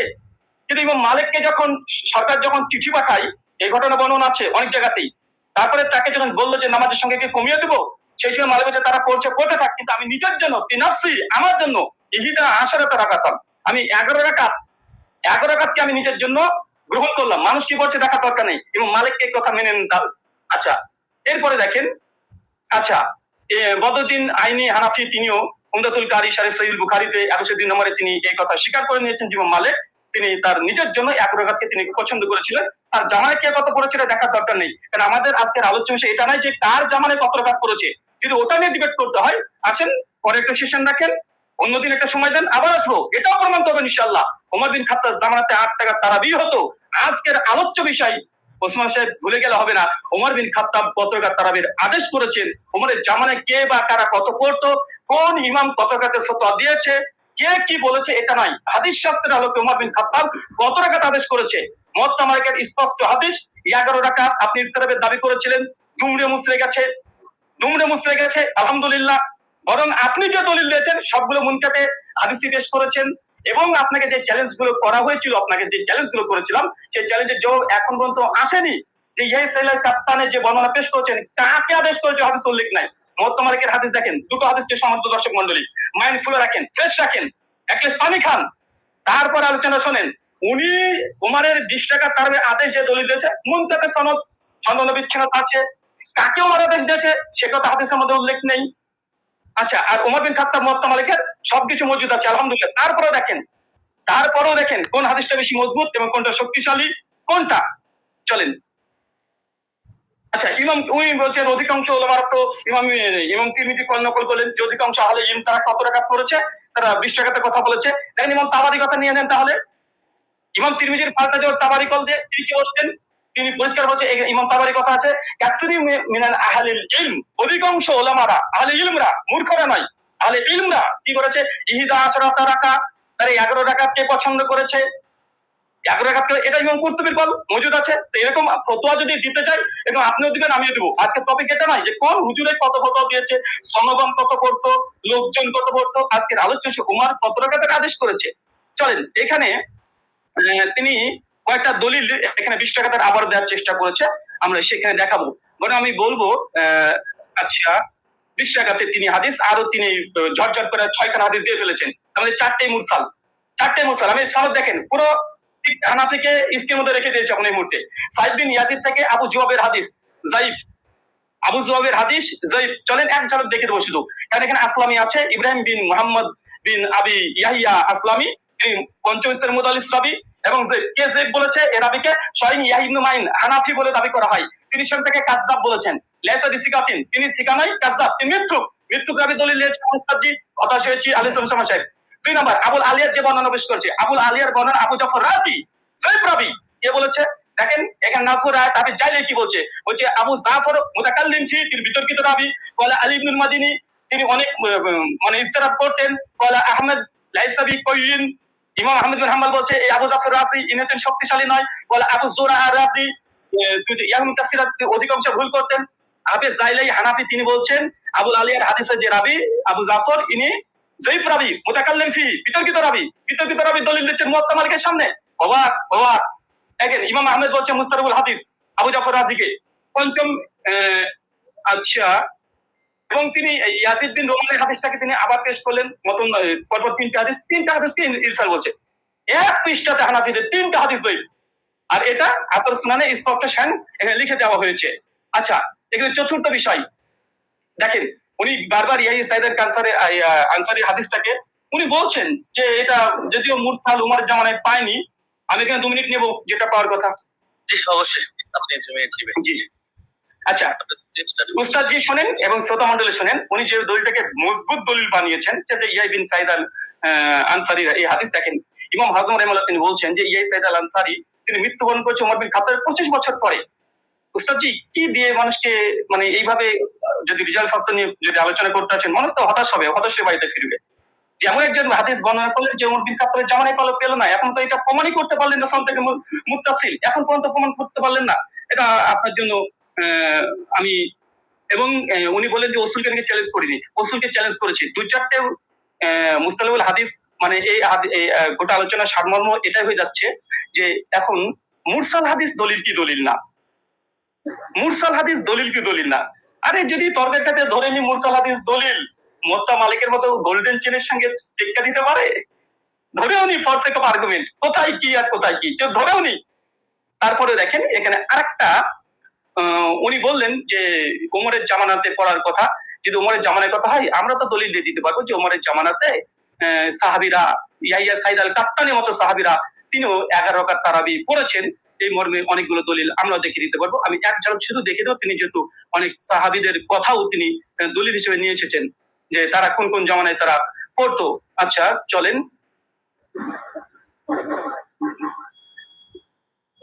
আচ্ছা, এখানে ইয়াহিয়া সাইদ আল আনসারীর যে রিওয়ায়াত নিয়ে এসেছে দেখেন, আমি এখানে 4জন এখানে রেখে দিচ্ছি। এখানে 4 জনের নাম দেখেন। আচ্ছা, ইয়াহিয়া সাইদ আল আনসারী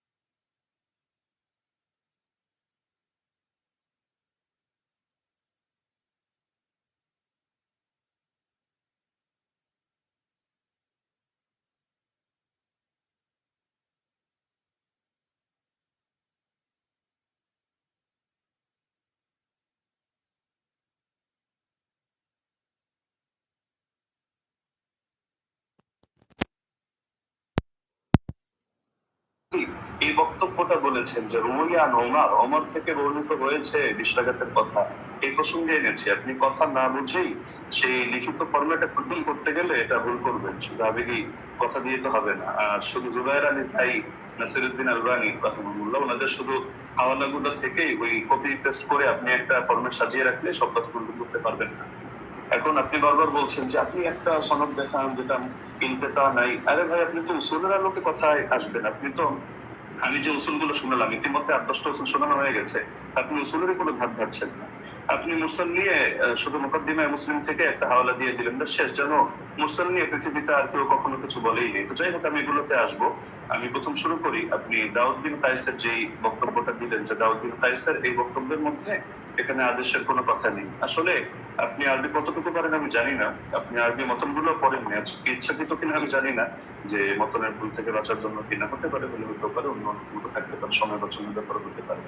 আপনি এই বাক্যটার অনুবাদটা করে দিলেন আমাকে, যে দাউদ বিন কায়েসের রিওয়ায়াতের মধ্যে যে আছে যে আন্না উমর জামা الناس في رمضان على ابي بن كعب وعلى تميم الداري على 21 রাকাত। এই জামার সাথে আলা অব্যয় যুগে যখন বলা হয় জামা উমারু, ওমর মানুষকে জমা করেছেন কোন ব্যাপারে? আলা 21 রাকাতান, 21 রাকাতের ব্যাপারে। তখন এর দ্বারা কি বোঝায়? যে ওমর আদেশ করেন নাই, ওমর কিছু বলে নাই, তারা নিজেদের থেকে পড়ে নিয়েছেন। এই অনুবাদটা এটা কোন ডিকশনারির আলোকে করলেন পৃথিবীতে? এটা কি মেড ইন ইন্ডিয়া না মেড ইন বাংলাদেশ? এটা আমাকে অনুগ্রহ করে আপনি দেখাবেন। আর আপনি বললেন যে 8 জন বর্ণনা করেছেন, শুধু ওই 3জনই না। আমি তো 3জন প্রসঙ্গ আর 8জন প্রসঙ্গ বলিনি। আমি তো কথাটা বলেছি এই প্রসঙ্গে যে ওনাদের বর্ণনাগুলোর মধ্যে ভিন্নতা আছে, ইস্তেরাব আছে, এই প্রসঙ্গে আমি কথাটা বলেছি। আপনি মোহাম্মদ বিন ইসহাকের টানলেন এবং তাকে নিয়ে বড় করে কথা বললেন, অথচ মোহাম্মদ বিন ইসহাক তো আমি সিরেফ মনে হয় 5 সেকেন্ড একটা বাক্য হিসেবে উদাহরণ হিসেবে দেখিয়েছি। আমি মূল আপনাকে সাংঘর্ষিক দাঁড় করিয়েছি দাউদ বিন কায়েসকে। দাউদ বিন কায়েসের এই সনদটাকে আপনার পক্ষে সম্ভব না এটাকে জয় করে প্রমাণ করা, এটা সুনিশ্চিত ভাবে। আর আপনি শুধু এটা বারবার বলছিলেন যেখানে আদেশ কথা নাই, আদেশ কথা নাই। আপনি একই রকম কথার মধ্যে দেখান না যে ইস্তেরাব আছে কিনা। আরে ভাই, এখানে তো আপনার এই জিনিসটা বুঝতে হবে যে ওনার থেকে যারা বর্ণনা করেছে কারো বর্ণনার সাথে কারো বর্ণনা মিল নেই। এক জায়গায় আদেশের কথা আছে, আরেক জায়গায় আদেশের কথা নেই। এক জায়গায় আমলের কথা আছে, আরেক জায়গায় আবার আমলের কথা নেই, শুধু আদেশের কথা। মানে আদেশ নিয়ে আপনি 8টা কেন, আদেশ নিয়ে শুধু দুটোই দেখতে পারবেন। ইমাম মালিকের যে সনদটা আনলেন সেখানে ইমাম মালিক রহমাতুল্লাহ আলাইহি তার সনদের মধ্যে আছে যে তিনি আদেশ দিয়েছেন, আর দাউদ বিন কায়েসের মধ্যে আছে যে আদেশ দিয়েছেন। কিন্তু এখন দাউদ বিন কায়েসের এই সনদের মধ্যে জামা আলা এটা যোগ করলে অর্থ এটাই দাঁড়ায় যে ওমর মানুষকে 21 রাকাতের ব্যাপারে একত্রিত করেছেন। তাহলে এটা কিভাবে সম্ভব যে একই হাদিসের মধ্যে এক জায়গায় বলা হচ্ছে 21 রাকাত, আর এক জায়গায় বলা হচ্ছে 11 রাকাত? যদি হাদিস ভিন্ন ভিন্ন হতো, ভিন্ন ভিন্ন বর্ণনাকারী থেকে, আমরা তাহলে ধরতাম না এটা জামানার ভিন্নতা। লেকিন এরকম তো কোনো ব্যাপার ঘটেনি। তো সুতরাং এটা গায়ে পড়ে করা হয় না। আর শান বর্ণনা কাকে বলে? দাউদ বিন কায়েসকে আপনি কোন পর্যায়ে দাঁড় করিয়ে আপনি সাজ এখানে বলবেন, বা আপনি এটাকে ওইটার সাথে সাংঘর্ষিক করবেন? যদি এক রিওয়ায়াতের মধ্যে সংখ্যা কম পাই আর এক রিওয়ায়াতের মধ্যে সংখ্যা বেশি পাই, তাহলে সেই ক্ষেত্রে কি হুকুম আছে? এটা তো আপনার ফতোয়ার আলোকেই করতে হবে। আপনি তো মন গড়া একটা বললে হবে না। আর কিছু কথা তো আপনি বলেছেন একদম মানে সনদ ছাড়া, যেগুলো কোনো সনদই নেই। আপনি ইমাম মালিকের একটা ফতোয়া আনলেন, হলো তার এক শাগরেদ বলেছেন। তো তার শাগরেদ থেকে কি আপনি শুনেছেন না কিতাবের লেখক ডাইরেক্ট শুনেছেন? মাঝখানে সনদগুলো গেল কোথায়? আর আপনি মাযহাব নিয়ে কথা বলতে চাইলে মাযহাবের ব্যাপারে মূলনীতিগুলো তো আপনার জানা থাকা দরকার। ধরেন মালিকি মাযহাব নিয়ে আমি 100টা মত পেলাম, তাহলে আমি কোন মতটা চূড়ান্ত করবো? এখন ইমাম মালিক থেকে একটা বিশুদ্ধ মত দেখাতে পারবেন না যে ইমাম মালিক রহমতুল্লাহ আলাইহি কোথাও আপনাদের মতামত দিয়েছেন। আপনি হাফিজ ইবনে হাজার আসকালানী রহমতুল্লাহ আলাইহি, আপনাদের পছন্দের ব্যক্তিত্ব, তার কিতাব থেকেও আপনারা দেখে নিতে পারেন, অথবা তার হাওয়ালা আমি অনুভব বাক্য বলে দিচ্ছি। তিনি লিখেছেন اعتمادهم في الأحكام والفتوى على ما رواه ابن القاسم عن مالك سواء وافق ما في الموطأ أم لا। যে ফতোয়া দেওয়ার ক্ষেত্রে, বিধিবিধান বর্ণনা করার ক্ষেত্রে ইবনুল কাসিম যেটা বর্ণনা করবে ইমাম মালিক থেকে সেটাই গ্রহণযোগ্য, এবং সেটা মুয়াত্তা কিতাবের মধ্যে যা আছে তার সাথে মিলুক বা না মিলুক, এটা হলো মাযহাবের মূল ভিত্তি হিসেবে ধরা হবে। এটা তাজুলুল মানফা 4 নম্বর পৃষ্ঠার মধ্যে পেয়ে যাবেন। তো ওনার শাগরেদ ইবনুল কাসিম বলেন, ইবনে আইমান বলেন, তাদের থেকে কোথাও আপনি আত্রাগাতের দূরতম কথাও দেখাতে পারবেন না। আত্রাগাতের কথা আল্লামা আইনি যেটা এনেছেন, সৈয়দ যেটা এনেছেন, আপনি সৈয়দটা তো আনেননি, এটা আপনার নজরে পড়ে নেই হয়তো, যে যে জায়গা থেকে কপি পেস্ট করেছেন। না হলে এর বিপরীতে আমি আপনাকে যদি 100 চান আমি 100 হাওলা আপনাকে দিয়ে দিতে পারবো, যদি আপনি বলেছেন যে আলাদা ডিবেটের আয়োজন করতে, তো ঠিক আছে করতে পারেন। তো ইমাম আইনি বলেছেন, ইমাম সৈয়দি বলেছেন, দেশ আমার কথাবার্তা কথা যুদ্ধ হবে না। তো মোহাম্মদ বিন ইসহাক এখানে থাকতেন না, আর অন্য লোক থাকতেন না। আর আপনি বলছেন যে আমরা দেওবন্দিরা গায়ে পড়ে দাবি করি মুসতারিদ, আর কেউ দাবি করে না, কেন? আপনি তো আহলে হাদিস ধরে না। তো আপনাদের পিস পাবলিকেশন থেকে বই প্রকাশিত হয়েছে রাসূল সাল্লাল্লাহু আলাইহি ওয়াসাল্লামের প্র্যাকটিক্যাল নামাজ কোরআন ও সহিহ হাদিসের আলোকে। এই বইয়ের 222 নম্বর পৃষ্ঠা থেকে আমি আপনাকে শোনাচ্ছি। তার শাসন আমলে, তার মানে ওমরের কথা চলছে, 11 রাকাত এবং 21 রাকাত তারাবি সালাত আদায়ের প্রমাণ পাওয়া যায়। সাহেব রাদিয়াল্লাহু আনহু তৃতীয় ছাত্র মুহাম্মদ ইবনে ইউসুফ উপরোক্ত কথাগুলোর বর্ণনাকারী হাদিসের মূল সূত্র অনুসারে একই রাবীর একই বিষয়ে পৃথক পৃথক মত প্রকাশ করা বিশুদ্ধ হওয়ার অন্তরায়। সুতরাং 20 রাকাতের অভিন্ন মত গ্রহণ করাই যুক্তিসঙ্গত। তাহলে ইস্তিলাফের কথা, ইখতিলাফের কথা কি আমরা টানলাম নাকি আপনাদের লোকেরাও এটা টেনেছে? এটা তো আপনাদের স্পষ্টভাবে দেখা দরকার। আর আপনি বারবার শুধু এই প্রসঙ্গগুলো তো এখানে অপ্রাসঙ্গিক কথা টানলে হবে না, যে গোল্ডেন চেইন, গোল্ডেন চেইন। আরে গোল্ডেন চেইন নাকি এটা ডায়মন্ডের চেইন নাকি হলো এটা রূপার চেইন, সেটা তো আমাদের দরকার না। আমাদের দরকার হলো আপনার এখানে 5টা জিনিস তো এক রাখতে হবে। আপনি শুধু আমাদের কথা প্রসঙ্গে বলছেন যে সনদের মধ্যে কোনো ইনকিতা নাই, আপনারা প্রমাণ করেন। আরে সনদের মধ্যে তো ইনকিতা বাস্তবেই নাই। আপনি যে ইনকিতা আপনার চোখে দেখতে পাচ্ছেন, এটা আপনার পড়াশোনা কম থাকার কারণে হচ্ছে। না হলে আমি তো উসুলের আলোকে দেখালাম, উসুলগুলো তো আপনি খণ্ডন করতে পারেননি এবং সম্ভব না। তো যার কারণে সনদের মধ্যে তিনটা তো আমি তো শুধু গায়ের জোরে বললে তো হবে না। তো হাদিসটা যারা বলেছে হাদিস সহিহ হওয়ার জন্য এই 5টা শর্ত, সেই ইমাম দায়ী, এটা অন্য কোনো ইমাম না। আমি আজিব গারিব কারো নামটা নেই বা আমাদের কোনো বড় হুজুরের নামটা নেই, তারাই এই মূলনীতিটা দাঁড় করিয়েছে। তো সুতরাং এটাকে আপনি গায়ের জোরে অথবা চাপার জোরে বা একটা হাসি দিয়ে ফেলে দেওয়ার মতো বিষয় না। তো আবার কিছু আলোচনা টেনেছেন একেবারে অপ্রাসঙ্গিক, যেমন অমর কাকে আদেশ দিয়েছেন। আচ্ছা, অমর আপনাকে আদেশ দিল বা আমাকে আদেশ দিল, কাকে আদেশ দিল এটার সাথে কোন বিষয়ের সম্পর্ক? এখন রাজুলান, এই রাজুলান শব্দটা যদি এমন হয় যে পৃথিবীর কেউ কোনোদিন জানতে পারলো না যে রাজুলানটা কি উবাই বিন কাব নাকি তামিম দারি নাকি অন্য কোনো সাহাবী, এটা কি সমস্যা? আমাদের তো আলোচ্য বিষয় এটা, ওমর রাদিয়াল্লাহু আনহু তিনি কত রাকাতের আদেশ করেছেন, 8 নাকি 20। 8 পক্ষে আপনি যে দলিল দিয়েছেন, সেই দলিলটা মুস্তারিদ একটা রিওয়ায়াত, যে রিওয়ায়াতটা গ্রহণযোগ্য না। আপনাদের কিতাবের মধ্যে লেখা আছে যে না, এই রিওয়ায়াতটা দলিলযোগ্য হয় না। তো সুতরাং এটা তো আমাদের এখানে টেনে লাভ নেই। তার মধ্যে আরো কিছু আলোচনা টেনেছেন একেবারে প্রাসঙ্গিক, যে এমন জিনিস দেখান, এমন জিনিস দেখান, অমুকের আগে কে করেছে, তমুকের আগে কে করেছে, মাদানী রাউই, সিলসিলাতুল জাহামিয়া, গোল্ডেন চেইন ইত্যাদি। এগুলো দেখানো না দেখানো তো মূল বিষয় না। আপনি অপ্রাসঙ্গিক প্রশ্ন আমিও চাইলে আপনাকে 100টা করতে পারি, কিন্তু আমি পূর্বের পর্ব অংশগুলোতে একটা অপ্রাসঙ্গিক কথা বলি অতি অল্প সময়ের মধ্যে। শুধু আপনাকে আমি মূলনীতিগুলো বলেছি, লেকিন আপনি যেহেতু আগে একটা ফরম্যাট সাজিয়ে এনেছেন, তো যার কারণে মূলনীতিগুলো আপনি ই করেন।